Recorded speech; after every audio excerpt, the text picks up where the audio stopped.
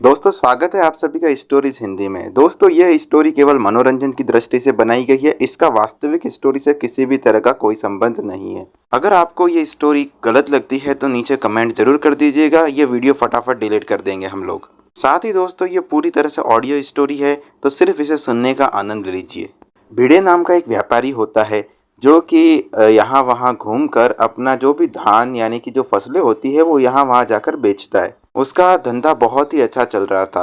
वो बहुत ज़्यादा मुनाफा भी कमा रहा था, लेकिन उसने बहुत ज़्यादा कर्जा ले लिया था क्योंकि उसे लग रहा था कि जितना ज़्यादा वो नया नया फसल उगाएगा उतना ही वो ऊंचे दाम में दूसरे बाज़ारों में जाकर बेच देगा। इसीलिए उसने बहुत लोगों से बहुत ज़्यादा कर्जा ले लिया था। अब वो अपनी सारी फसलें लगा देता है और उनमें पानी देता है और सारा जो खाद वाद होता है वो सारा कुछ उन फसलों को देने लगता है। धीरे धीरे वो फसलें काफ़ी अच्छी होने लगी थी, काफ़ी ज़्यादा बड़ी हो गई थी और बस पकने ही वाली थी।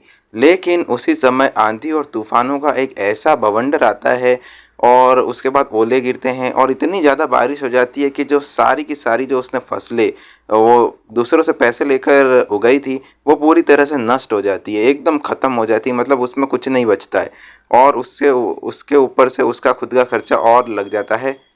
अब भिड़े जब ये देखता है तो उसे कुछ समझ नहीं आता है और बाकी लोग भी अब बहुत टाइम हो गया था तो पैसे मांगने लग गए थे और वो लोगों को आज कल ऐसे कर कर टाल रहा था, लेकिन अब उसे समझ नहीं आ रहा था। तभी उसे याद आता है कि जो माल वो बेचा करता था जहाँ जाकर उसके वहाँ जाऊँ और वहाँ पर उसकी मदद लूँ। तभी वहाँ पर वो उसके पास पहुँच जाता है और जो सेठ जी थे उनका नाम था बागा। बाघा बहुत ही बड़ा जो ये होती है हमारी मिल्स होती है, मिल्स उनका मालिक था और फसलों का व्यापारी भी था। वो अलग अलग किसानों से फसलें खरीदा करता था। तभी वो वहाँ पर उसके पास आता है और सारी मदद की गुहार करता है। तो बाघा कहता है कि ठीक है हम तुम्हारी मदद कर देंगे, लेकिन उससे पहले हम तुम्हारी ज़मीनें देखना चाहते हैं। तो बाघा का प्लान था कि किसी न किसी तरह से ज़मीन के ऊपर उसे लोन दे दे। अगर वो लोन नहीं भर पाएगा तो सारी ज़मीनें जो होगी वो बागा की हो जाएगी। बागा वहाँ पहुँचता है और उसके बाद वहाँ ज़मीनों की देख रहा होता है। तभी वहाँ पर उसे भिड़े की बीवी दिखाई देती है जिसका नाम था माधवी। माधवी को देखते ही बाघा को पता नहीं क्या हो जाता है और बाघा सोचता है कि इसकी ज़मीन के बदले अगर मैं इसकी बीवी मांग लूँ तो शायद अच्छा रहेगा, क्योंकि उसको पहली नज़र में ही माधवी से प्यार हो गया था। अब वो डायरेक्ट तो नहीं कह सकता था कि उसको उसकी बीवी चाहिए, तो वो कहता है कि तुम्हें ज़मीन देने की ज़रूरत नहीं है, मैं तुमसे तुम्हारे सबसे कीमती चीज़ मांगता हूँ। तो वो किसान बोलता है कि एक किसान के लिए सबसे कीमती चीज़ उसकी ज़मीन ही होती है, और क्या हो सकता है। तो अभी बाघा बोलता है कि मुझे तुम्हारी बीवी चाहिए। अगर तुम मुझे अपनी बीवी सौंप दोगे तो मैं तुम्हें जितना पैसा चाहिए उतना मैं दे दूँगा। अब भिड़े को ये बिल्कुल भी सही नहीं लगता है, लेकिन भागा उससे कहता है कि तुम्हारे पास 2 या 3 दिन का समय है।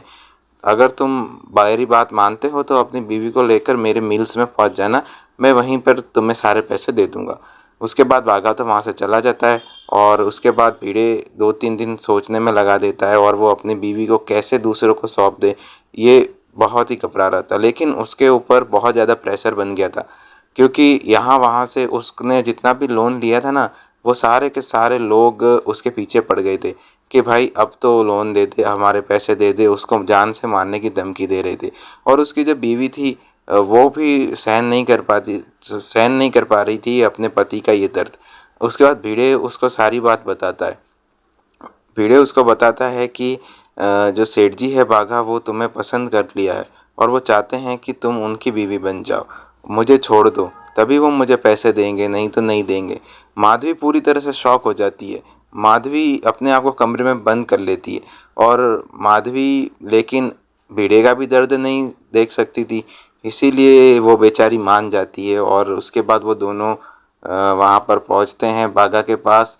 और बाघा को माधवी बहुत ज़्यादा पसंद थी, तो वो वहाँ पर उसके जो केयर टेकर्स थे उनको माधवी को एक कमरे में लेकर जाते हैं और वहाँ पर जाकर मस्त तैयार करते हैं। उसी समय बाघा माधवी से शादी कर लेता है और भिड़े को उसके पैसे देकर भिड़े को वहाँ से रवाना कर देता है और अपनी पत्नी के रूप में माधवी को स्वीकार कर लेता है। लेकिन भिड़े को बहुत ज़्यादा बुरा लग रहा था कि उसने अपनी बीवी को ही बेच दिया उसके पैसों के लिए। वो सारे के सारे पैसे अब जो जो मांग रहे थे उनको लौटा देता है। वही थोड़े दिन बाद जब वो वापस मील की तरफ जाता है और वहाँ पर वो देखता है कि उसकी बीवी वहाँ पर नहीं थी, तो वो बागा से पूछता है कि उसकी बीवी कहाँ गई। तो वो बोलता है कि वो तुम्हारी बीवी नहीं है, वो मेरी बीवी, और मेरी बीवी कहीं भी जाए तुम्हें उससे क्या मतलब।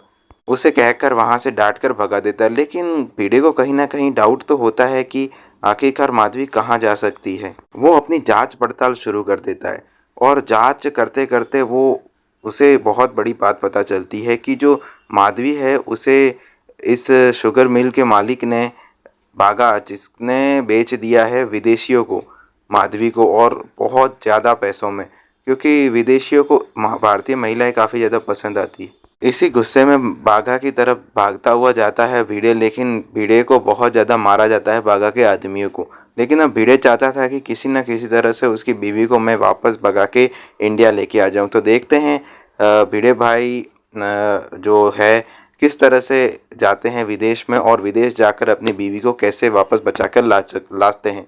तो ये बहुत ही मस्त स्टोरी होने वाली है, आप आगे वाले पार्ट ज़रूर देखिएगा हमारे।